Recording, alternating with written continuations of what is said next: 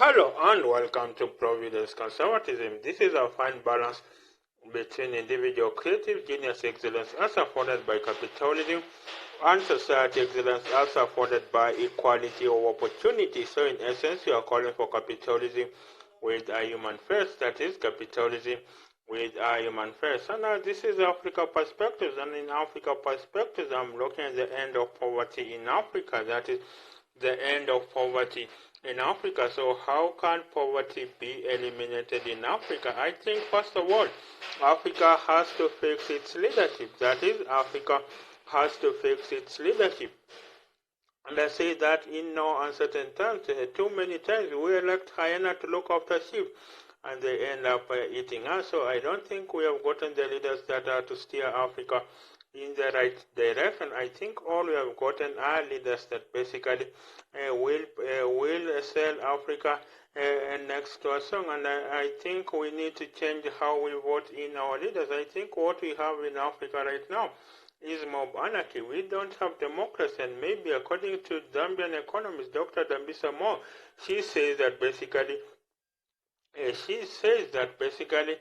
voters should be taking a civic test, and only those who pass should get to vote, so that because voters don't know the weight of their decision. So I think we need to change the way we put leaders in place so that we can have capable leaders. We don't have capable leaders. All the leaders are mere semi-average leaders, and I think these semi-average leaders are taking Africa down the drain. 60 years after independence, 70 years after independence, we still don't have piped water in every African home. We still don't have electricity in every African home. Our youth don't have jobs. They routinely cross the Mediterranean Sea to Europe in order to get better chances, even working in farms with low pay in Europe. But at least it offers them some kind of hope. Some even take all the way to South America, find their way to Latin America in order to cross over to the United States. So you can see the way we train our leaders,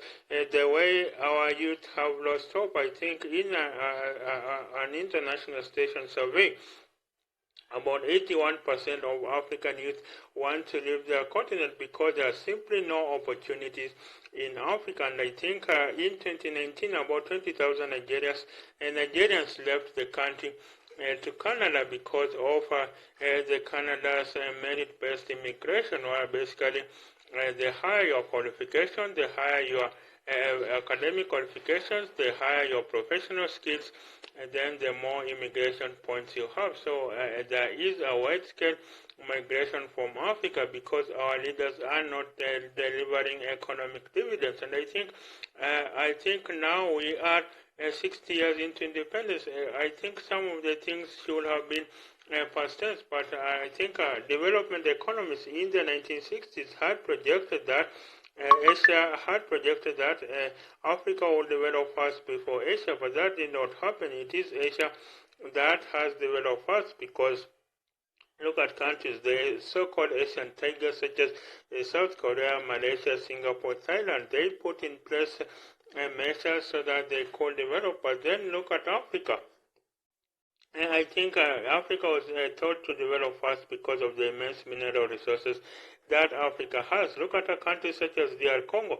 It is estimated to be worth about $30 trillion, the mineral potential in DR Congo. So, but that will only happen if we value add, that is, convert titanium to aeroplane parts, convert copper to electronics, convert gold and diamonds to jewelry, convert uranium to nuclear power, convert rivers to hydroelectric power, convert cocoa to chocolate, convert coffee to coffee drinking chains, convert wood to paper. That is the only way Africa will develop. But I don't think we value add. I think a study shows that cotton that is exported from Uganda to Italy creates 13 times more jobs in Italy than it does in Uganda. So we have to value add, and I don't think we need to start at high quality at all. We can start with the quality we have, then using the funds that we get, then we can improve the quality of the funds. Look at Africa. It has a population of about 1 billion people. That's a good enough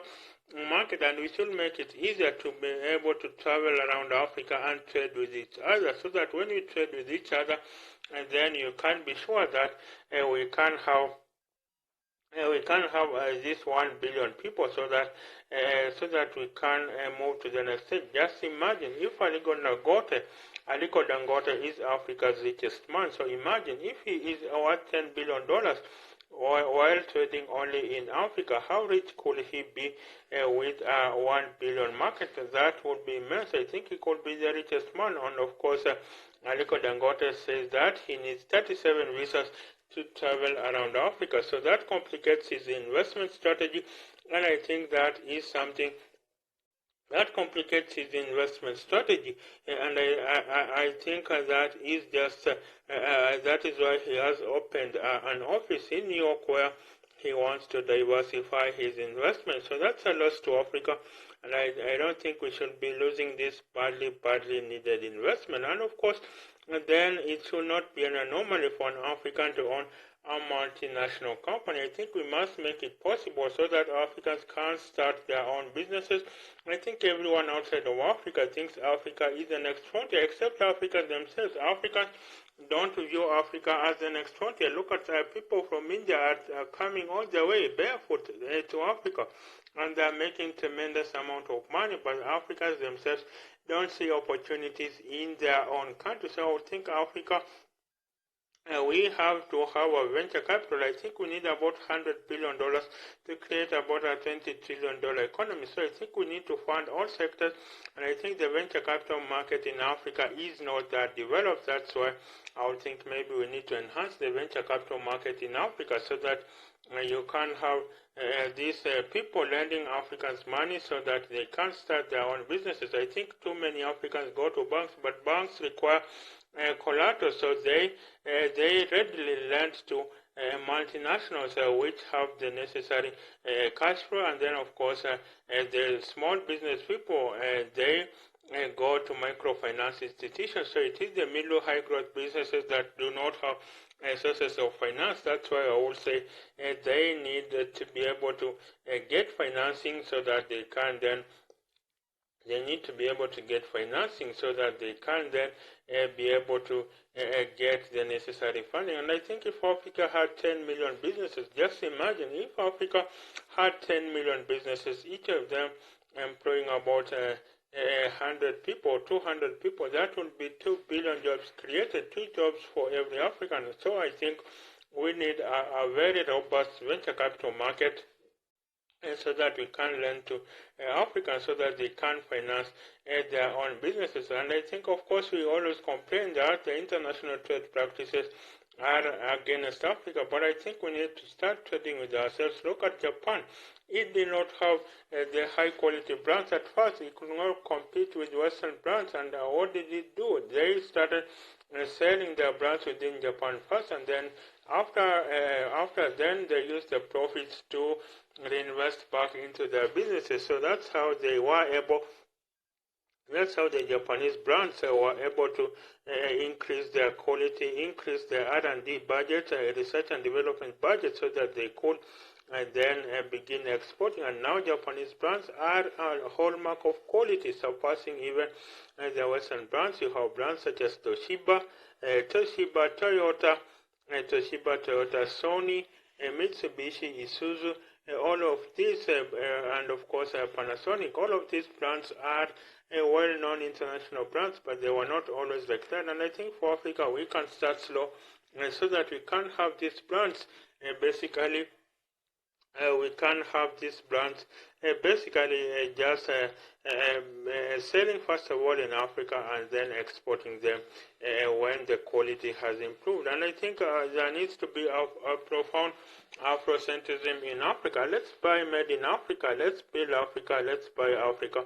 And let's build Africa. For instance, when someone has gotten some windfall money, why do they have to travel to Dubai when they could get the same desert experience in Namibia or in the Chalbi Desert in Kenya? So why go to Dubai? You could get a very good desert experience in Namibia, maybe in the Kalahari Desert. So I think Africans need to be able to maybe have a profound sense of Afrocentrism. So the unity we seek should not just be one of geographical span, but also a unity of but also a unity of maybe a unity of Afrocentrism, so that we can invest right here in Africa, and so that then we can have the end of Africa, the end of poverty in Africa. For how long? 75% of the poorest countries in the world are in sub-Saharan Africa. Imagine that. 75% of the poorest countries in the world are in sub-Saharan Africa. In the year 2018, Nigeria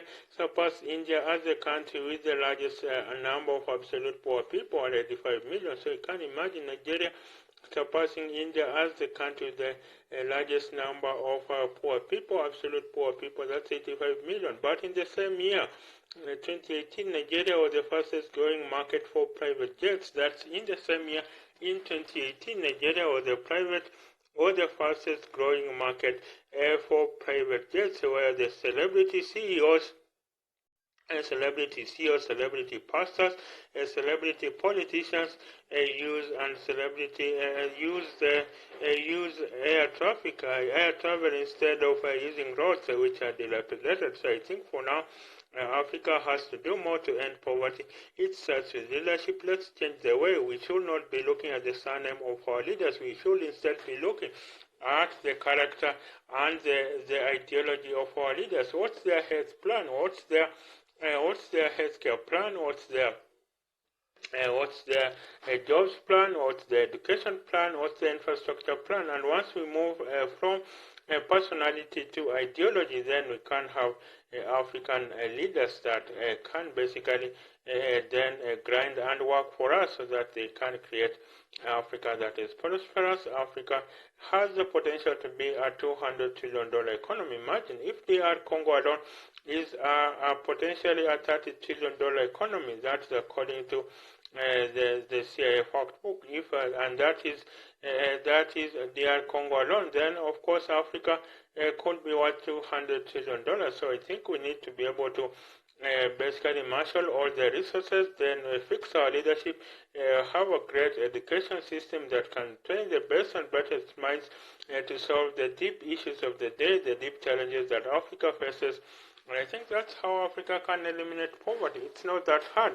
Asia did it in a record 25 years. Singapore's Lee Kuan Yew did it in a record 25 years, in a generation, and I think African leaders could do even that. So Africa can 3D print. Africa can and should be 3D printed. There have been conferences on how Africa can develop. There have been news by opinion columns, dissertation thesis. There have been all of them talking about how Africa can be developed. But then again, what I would ask, why is it that why is it so hard to implement these things? Maybe we need benevolent dictators, as these Asian tigers had. Maybe we need benevolent dictators, but I think apart from that, then the dictators in Africa oppress their people both politically and economically. So how should a dictator, at least if a dictator in the Middle East or in Asia oppresses their people, it is politically bad, they give them economic freedoms. But in Africa, they don't give us economic freedoms. They oppress us politically, and also the people are poor. So basically, how can these leaders stay in power? Maybe that's why there are so many coups and counter coups in Africa, because the people are fed up. And you see, when a military coup occurs, you find the people going to the streets and cheering. So I would hope that really Africa gets to develop, and then of course it becomes that shining city on the hill. Of course, a lot of people have said the 21st century will be the Asian century. A lot of people have said the 21st century will be the Asian century, but I will posit that it can also be the African century. That is, the 21st century can also be the African century. So I will hope that really Africans do more to be able to elect leaders that will work for us, leaders that will not be stashing money in foreign bank accounts, leaders that will not be going for medical treatment abroad, whereas the medical infrastructure in Africa is dilapidating. Some people in African hospitals even use a torch because there's no electricity in their hospitals or frequent power blackouts, so they use their mobile phones to carry out to carry out surgery. Quite a point. Africa really needs to be at that point in life. I think Africa has to be able to have quality leaders that basically, I think Africa has to have quality leaders that basically fight for us. So how do you think end of poverty in Africa can be achieved? So this has been Mabinda TV. This is home of Providence Conservatism, in which advocate for a fine balance as afforded by capitalism and society excellence as afforded by equality of opportunity. So in essence, we are calling for capitalism with our human first, that is capitalism with our human first.